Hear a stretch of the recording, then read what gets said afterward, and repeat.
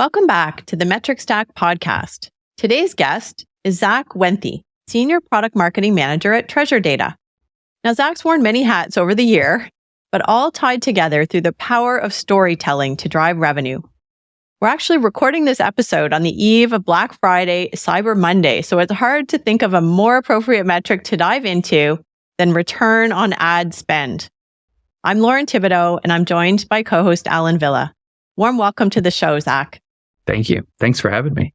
Awesome, Zack. Before we get into the details, maybe you can just set the stage. Like, what are the business objectives that we should be thinking about here, just for context? Yeah. So, return on ad spend is one of those indicators that can be a super granular tactical indicator, or it can just be this large kind of organizational directional indicator. When we think about it from a business perspective, we're talking about efficiency. How much do I spend? How much money do I make? Right? How is that advertising working? Obviously, there's a lot that goes into that, but ultimately, when you're thinking about it from a business indicator, it's how well is my money doing? Awesome. That's great context. So then let's peel that back a bit. And what exactly is this metric? Could you get crispy and define it for us? Tell us how we should calculate it. Yeah. So return on ad spend really is for every dollar you spend on advertising, how much revenue is produced as a direct result, or in some cases an indirect result, but as a result of that ad spend, right? So when you're looking at this, you're either looking at it as a ratio, $2 in revenue for every dollar, so 2 to 1, or a percentage, ideally. And so in a perfect world, higher the better, right? The more money you make per every dollar you spend going out the door on advertising. Okay, so 2 to 1, return on ad spend ratio. This sounds amazing. This metric is super easy to calculate. I mean, what else is to it, right? Now, I'm sure you're going to tell us that it's not that easy. And there's probably a gazillion steps in between the advertisement and actually getting that dollar in the door. So how do you think of that journey and where are the leading indicators? Yeah. So like I said, when you think about it as a directionality, you're right. It's very simple. It's how much advertising spend are we putting out there in the marketplace across all channels and across all mediums, and how much revenue are we generating? You can say, our ads are efficient. But when you really start to break it down and start to think about it at a more tactical or micro level, right? It's how is this channel performing? So let's just start at the channel level. So for every dollar I'm spending on, Facebook or TikTok or any other advertising platform or TV, how much return am I getting on that channel? And then you can go break it down another step, right? It's how much am I getting from each ad that I'm running, right? Each variation of a creative that I'm running. So you can start to measure the effectiveness of not only you over your entire campaign, but you can start to looking at this as a metric for how is my individual creative doing within said campaign.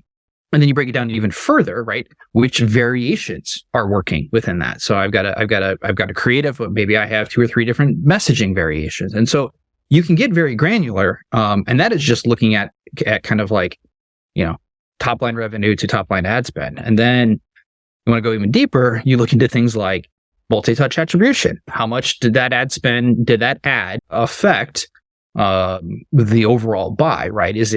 Was it the first touch? Did it bring them in? And if they didn't buy right away, is there other influencing ads that are part of this, right? So you can get into a very complex metric, and I think there's a lot of organizations that, freak out a little bit over like we've just gone from the simplest definition to the most complex, like deep in the weeds, sort of scary metric here. And that's exactly it. And so I think what ends up happening is marketers, we love metrics. Like we like things, and we like to also make them sometimes too hard because you're trying to answer questions that sometimes just don't have an answer to them. And so you dig into those very, very deep variations, and you get caught up more in the outcome of, this most minute detail, which really, at the end of the day, depending on your ad budget, may not have a big impact on the overall success of the campaign, right? So does variation A, it's a 1.7 return versus a 1.9 return? Well, on the grand scheme of things, how does that compare against the entire campaign if you're averaging 1.8 overall or something like that? So the And actually, you should be averaging much higher, but you get the point, right? So I think people get too caught up in the weeds, and I think that's where the beauty of return on ad spend is really allowing you to kind of zoom in and zoom out of your overall campaigns and kind of level set. How am I doing broad picture? How am I doing channel? How am I doing down at my campaign level? So that's good guidance. Don't get lost in the weeds. And who should track this? Who shouldn't track it? If there's anybody who shouldn't be looking at this?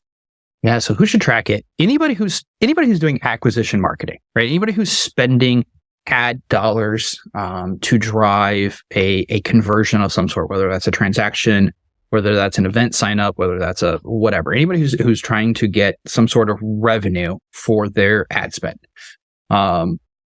Again, you may not need the level of detail, right? If you're running a small e-commerce direct to consumer business and you're focused on very simple kind of targeted campaigns, you may not need the deep detail of market level detail or geographic level return on ad spend or some of that stuff, because it's not going to necessarily change your targeting or your advertising, or at least right away, right? Focus on improving the blocking and tackling, right? The basics. If you can't pass the ball, don't worry about trying to score the goal yet. So, we've got to kind of start with how is my overall campaign doing? Am I driving enough revenue to not only pay for my advertising campaign, but also pay for the product and all those other things, right? Because you need to have enough coverage in that return to make it, in theory, make it profitable, at least in the long run, right? There may be times for short run loss, but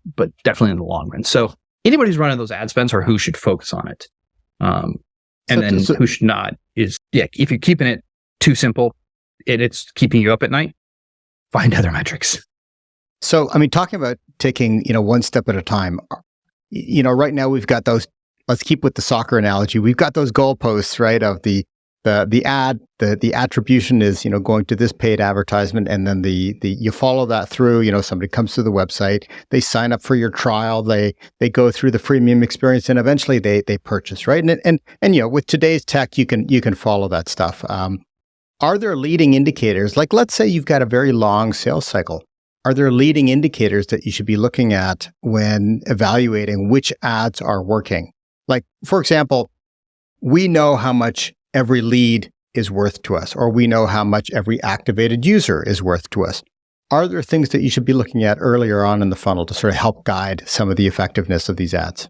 Yeah. So, I think one of the areas that a lot of people are doing, especially with longer sales cycles or with B2B, is if you know what your targeted customer acquisition cost is, or if I know that I want to get a lead and I'm willing to spend $100 to get said lead, right?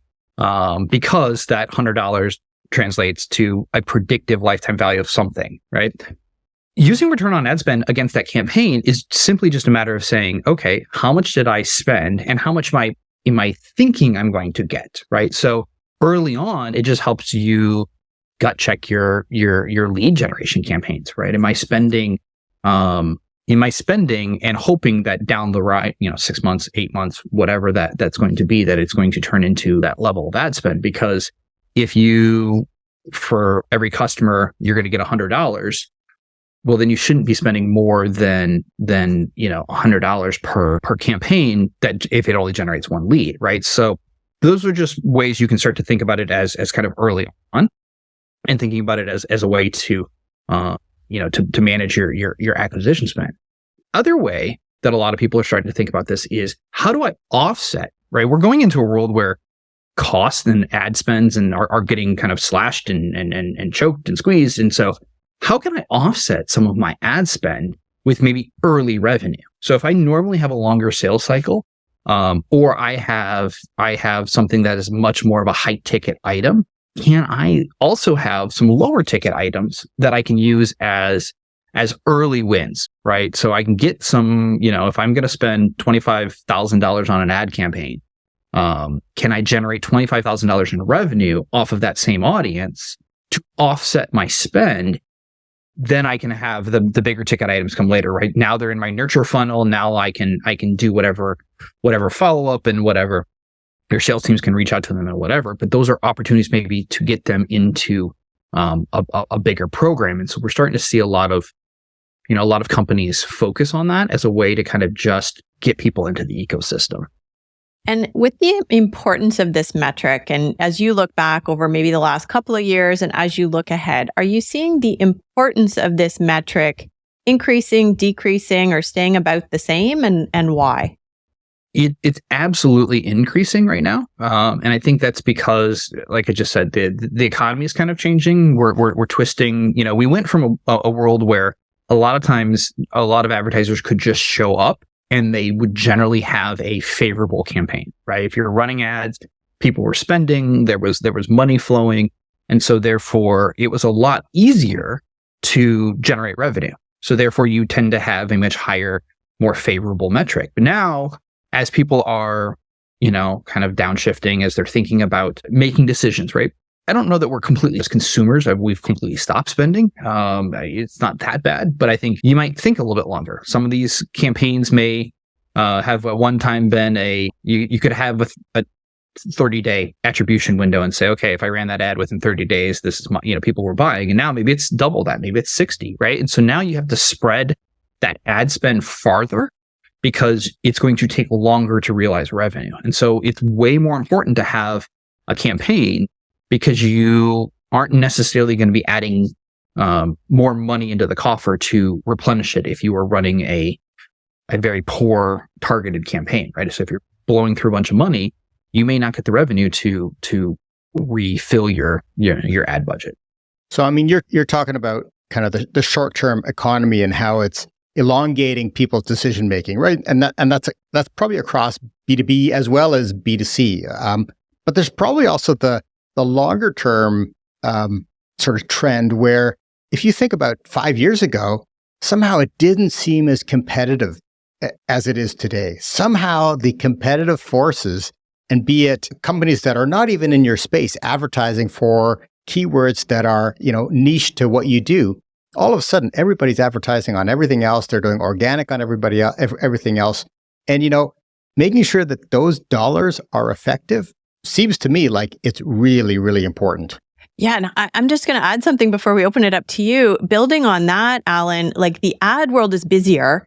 And in some cases, consumers are actually pulling back and paying less attention and just focusing on what they're hearing word of mouth. And this loyalty, this community kind of movement is making it even harder for advertisers. So how would you kind of tie that together for us? Wrap it up with a bow and share back your thoughts as it relates to return on. Other than saying we should just, wave the white flag and all pack it in, right? But no, we're not giving up.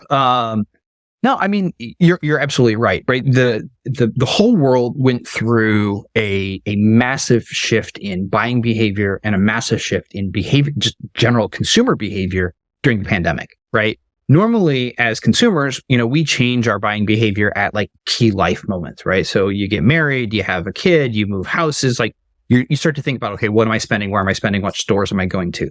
Well, during the pandemic, everybody went through that together. And so we saw this 3 to 5x, depending on which analyst and which metrics you're looking at, digitization. People who were scared of shopping online got over that because they didn't have a choice. People who were loyal to a certain brand switched because that brand had supply chain issues, right? Or they couldn't get product. And so now we've seen this movement of people who were reluctantly being digital now are absolutely, bought in. And so yes. So first, the competition. There's actually a ton more competition, right? Way more people online. People are buying. They've realized the world is smaller. So your data as an organization is super important because your customers they're moving very quickly and they may move on without you if you're not keeping up. So there's problem number one. And then problem number two, you're right. People are becoming leery of advertising. People are becoming leery of because somewhere along the lines, it used to be, we saw 1,500 ads a day. And now we see like 3 billion. I don't know what it's some crazy number, right? Because if you think about all the logos you see in your screens and your TVs and drinks you have during the day, and just every time you see a brand name pop up, it's sometimes by some counts, tens of thousands of impressions, if you will, over the course of a day. And so we're burnt out. We're tired. We're like, we're exhausted, right? We've all sure you guys feel it. I feel it. Advertisers, their customers are saying it. And so that's why we've seen that rise of the influencer, or the rise of different ways of kind of just building community. And so, yes, all of those things now mean that when you are spending dollars, you have to know where they're going, know what they're being used for, and more importantly, understand that there are both new opportunities, because all these people are online. It's a lot more digital. You can track digitally, but also because there's all these new metrics, right? Community and people. People are actually, advertisers are now starting to switch back to TV and print and different things because there's less competition, right? And so people are trying to go where there's maybe more opportunity, even though it's stuff that they had abandoned in the past. And so now you're starting to measure all of these different things. Offline campaigns. How's my offline campaign doing? And you still have to think about your return on ad spend, even though you might not be able to have this one-to-one correlation from a Facebook pixel to a purchase. You really had me thinking there, because you're absolutely right. Like when the pandemic hit and there were supply chain issues, all of a sudden it sort of unsets people from their preferred brand. That's an opportunity, right? And that's probably a fairly rare opportunity. I mean, I can picture examples in my life where I had to have, my brand preference and I had to go to something else. I think the other thing that is very true is, and this is maybe a little bit of a plug for, Treasure Data, if you can be more applicable and more meaningfully, specific to who your target audience is, that's so much better. Like, don't give me stuff that really I have no interest in. My buying cycle is out of line. So, be as applicable and as genuine as possible in chatting with folks. Well, and it saves you money, right? So if you want to tie it back to return on ad spend again, if I know that a consumer, right, if I know that they buy once a year, they are a holiday shopper. If I'm running advertising to them all year long and they're never going to buy, I'm just wasting my ad spend, right? And so, there are cases where you're like my goal, like I want to get them from a once a year shopper to a twice a year shopper. Great. But there's also just the reality that there are going to be consumers that are going to fit into different personas. And one of those personas is I'm a seasonal shopper.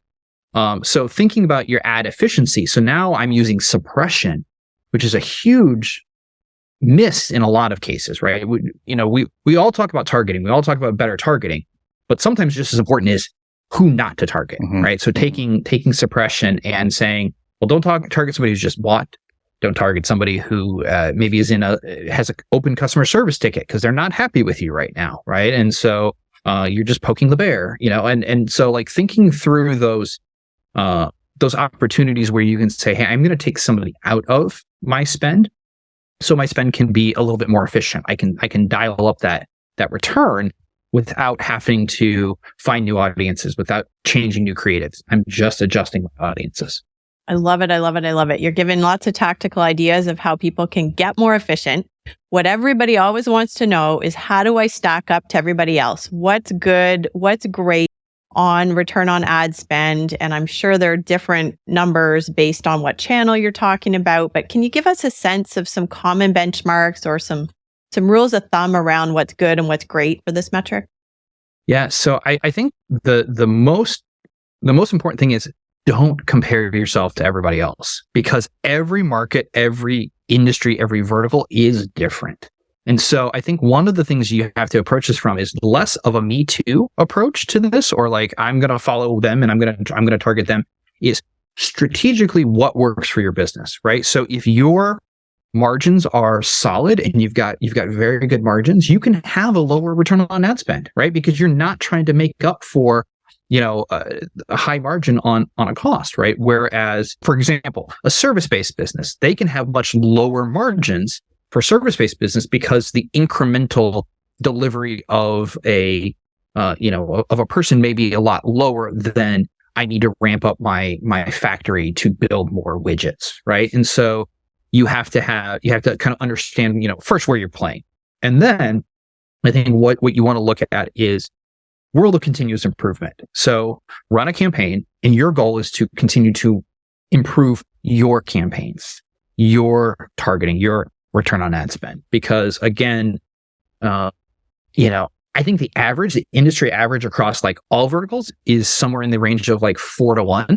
For every dollar you spend, you should be getting 4 back, which accounts for, margin and ad spend and commissions and, payments and whatnot. But in some industries, you need 6 to 10 to break even because of the cost of the product, because of the cost of distribution, shipping, whatever. So if you're like, 4-to-1, and then you have other people who are like, I'm happy if I get 2-to-1. So I think that's one of those worlds where you run yourself into a trap. I've seen it before. I've worked with marketers for years, and if they try, this is one of those metrics. If you compare too much to others, you will lose sight of what is important to you. If your competitor's getting a 2-to-1, but your product costs a lot more, 2-to-1 may put you out of business, right? So you have to really step back and say, strategically, how am I going to grow? How much budget do I have, right? How much cash do I have? Because one of the, and I'm going on a tangent here, but one of the things that I think is super important is there's different strategies in ads, right? There is I'm going to do one really expensive, right? The Super Bowl style ad, which is I'm going to do that really expensive, but I'm going to get a ton of people because I need the volume.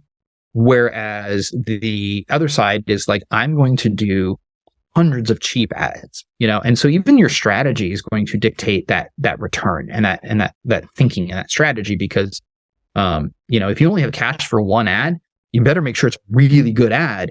Doesn't matter what your return is necessarily, because you don't have testing budget to kind of continuously improve it. So you're going to go out and you're going to hire a copywriter and you're going to do a killer ad so that you have cash to continue, right? And so I say stay away from the benchmark on this one. You know what? I think that's good advice. I love the idea of also just, benchmarking yourself and continuously improving upon that, right? I think that's always good advice for almost any metric. So having said that there is no perfect benchmark, what are the other metrics that you would use to make sure that you're heading in the right direction? What are the things that you look at as well? Yeah. So I would say overall, you want to look at kind of the trinity of what you're looking at, right? Which is the customer lifetime value. So return on ad spend is, maybe initial revenue. How much money did I make? But then the question is how much is that customer worth long term?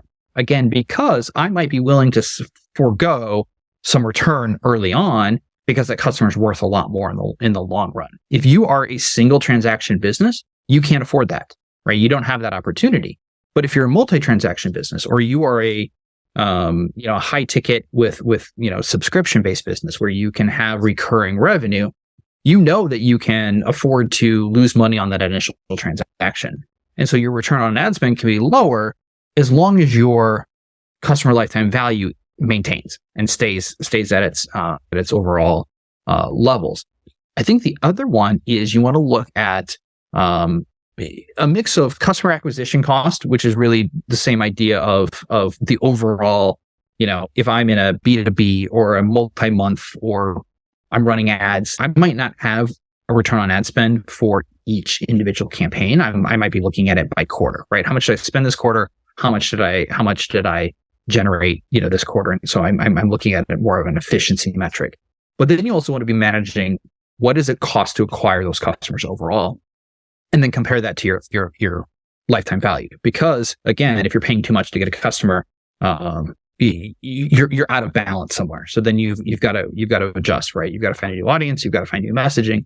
You've got to adjust. So I think those are the three that are always kind of working in balance, or should be working in balance and in concert together. Yeah, fantastic. And so we're just almost coming to the end of our time here. I'd love to ask, Zack, if you have any last parting words of advice that you would sum up for listeners. Yeah. So I would say, first and foremost, don't stress over the metric until you've been measuring it for at least 1 or 2 buying periods.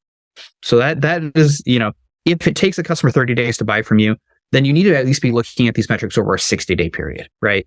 Give it some time, because your first campaign may not truly reveal. There may be seasonality issues. There may be competitive issues. There may be some other things going on that are buried in there and are not obvious with your results. So give yourself some time.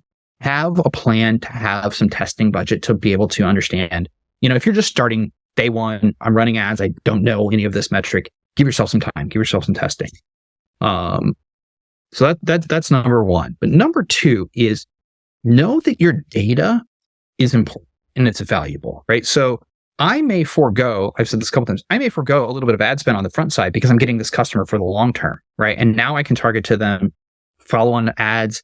I can do retargeting. I can do offline advertising, right? So I might run a campaign using Hulu advertising in a market, right? Because I'm now targeting people who are my buyers, and I know who my buyers typically look like in said market.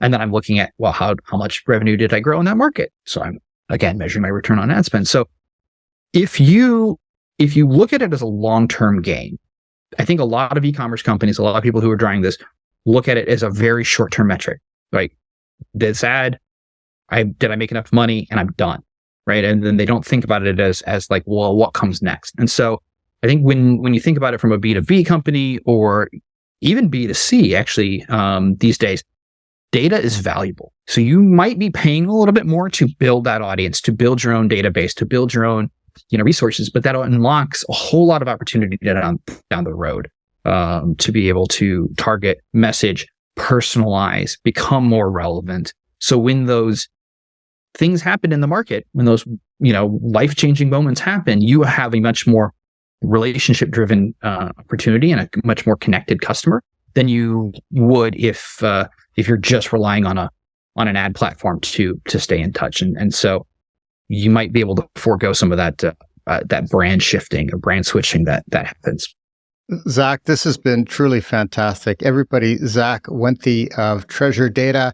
We've heard a lot of insight. I think the things that have resonated, and there was definitely a theme here, was like, be really smart about the purpose of acquiring that customer. Be patient. Think about lifetime value. So again, these are long-term things where most people might start thinking about this as a very short-term kind of metric. So, anyway, Zack, thank you very much. This has been really great. Thank you. Thanks for having me. This was fun. If you enjoyed today's conversation about metrics and data, be sure to check out Metric HQ, our online resource for the metrics that matter most to you and your business.